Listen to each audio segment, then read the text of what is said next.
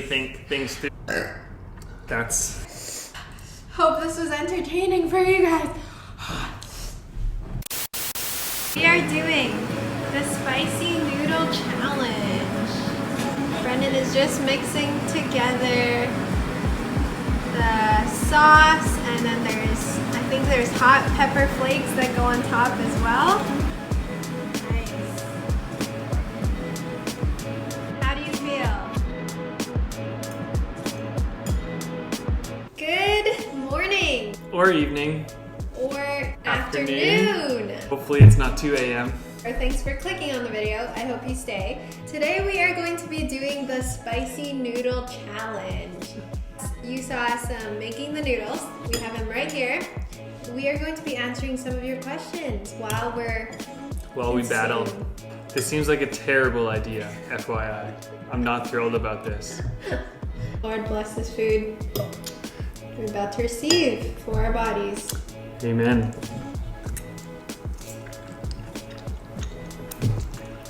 Well, she's going for it. That's dedication right there. I think I can feel the sweating happening already. Me too.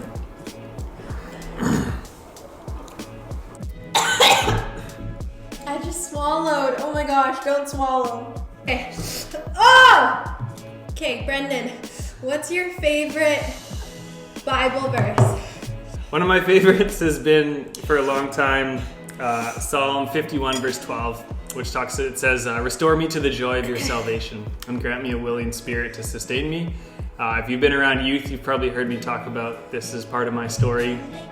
I was kind of in a broken place after some sickness and a broken leg, and God led me here to this verse, and so it kind of reminded me that the joy comes from my salvation and not from my circumstances. And so that's really grounding, and then asking God to give me a willing spirit to sustain me through the pain. God, sustain Paula, because she dedicated. No, I didn't take a bite like you did. Favorite part of being a youth intern? My favorite part about being a youth intern is the staff are amazing. I've just found a family member in each one of them. Like Brendan's like my older brother, Dave's like my dad, Michelle's like my mom. I've just found like a great family and just like a place to belong here. And I love working at the office, it's just a good environment. You know, feeling it? I'm a connoisseur. What's that? I'm eating slowly. Like, I just took one bite. Brendan, what is God teaching you right now? Not to trust your intern. Who comes up with these ideas? I think God has been teaching me. I think He's been teaching me or reminding me of, I think, the selfishness of the human heart, and our absolute need for our absolute need for His forgiveness and for His Spirit to transform us. And I think, again, just my reliance on Him, and I feel like God's wanting me to grow in my friendship with Him in this season. Paula, what came first, the chicken or the egg? Oh, that's a really annoying question because I'm trying to hold out as long as I can without this whipped cream, but I think I can do it. Like, I'm seriously not overreacting. Like my ears are burning. I think the chicken came first. Why? Because Noah brought chicken on the ark, not eggs. I don't know. Oh! What's the shortest book in the New Testament? I don't know, Philemon? Or is it 2 John? It's got to be 2 John, I think. I have to go for the whipped cream because I think I'm dying. I don't think I can survive. What is the wackiest thing that has happened on outreach? On a mission trip? On a mission. Oh man. Share us a cool God-moving one. So I remember a really cool one. We were in Mexico City, and one of the teammates, we ended up splitting up. Some of us were going to go do some like handing out pamphlets and street evangelism and prayer ministry, and the other group was going to go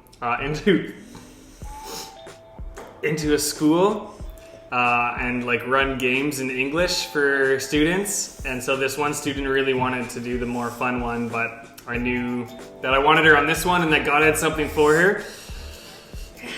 And It was the craziest thing because this couple came up to us. They had a 3-month-old baby. And they literally just we barely started talking to them and they wanted us to pray for them and they handed her their cute little baby. And that was unreal. And then later on, and then she ended up having a blast. She's just running around handing pamphlets out to everyone. And then literally someone bought her a cake, a piece of cake from this decadent cake store in Mexico City. And it was just a really cool experience where I believe God met her. I'm going to throw that same question back to you because you've been on a lot of outreach all over. Aki's moment. Cleaning liquid poop off a I can't even talk right now.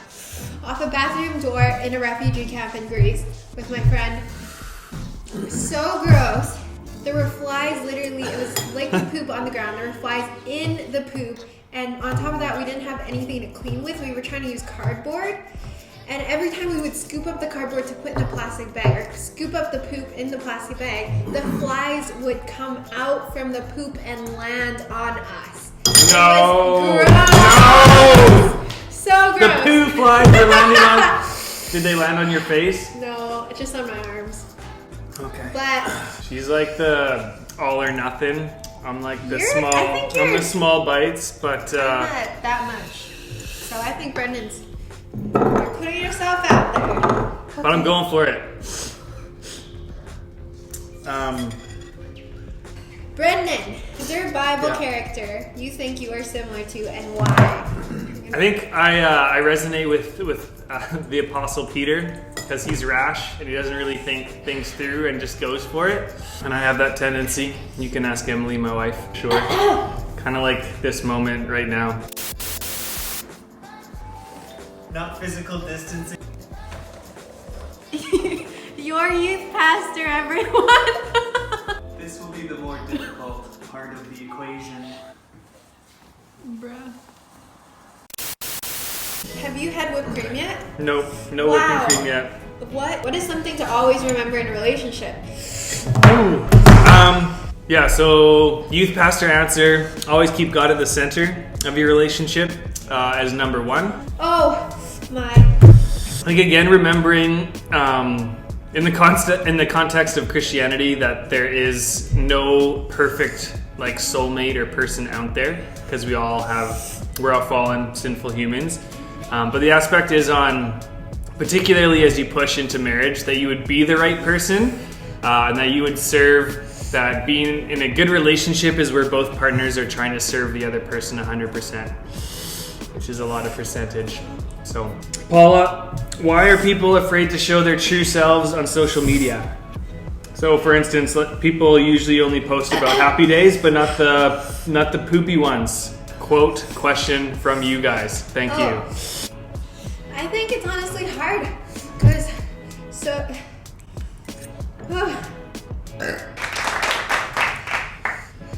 feel like society pressures us to look good on social media and post our best self. And social media is also so filtered. We're only on there. We only post a certain section of our lives, not 24/7. So, I can't. I quit. I think that's the last question. You killed it! I can't even